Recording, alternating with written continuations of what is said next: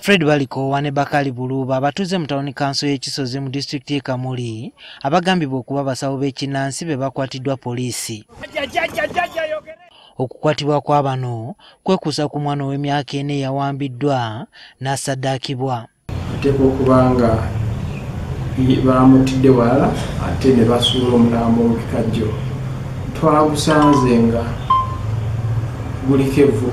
Omwana ono yabuziddwawo ggulo nga leero omulambo gwe gusangiddwa mu ssamba ly'ebikajjo wabula ng'ebitundu by'omubiri ebimu bitwaliddwa. Awa zaabadde nga nnya jjo lwayise n'agenda okuzannya ne banne nga bw'atera okukola bulijjo naye ate teyakumye waka. Bamusala mu lulimi, bamutole mu amaiso, bamutemye ku mukono.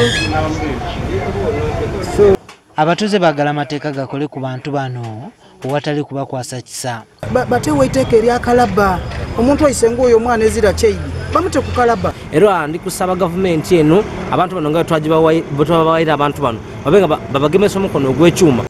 Poliisi egamba nti okunoonyereza kugenda mu maaso.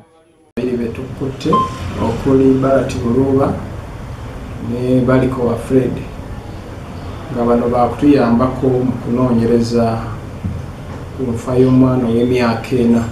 Omwana afudde ategeerekese nga ye Alvin Butanacha abadde abeera ne bajjajjaabe era ng'omulambo gutwaliddwa mu ggwanika ly'eddwaliro ly'e Kamuli.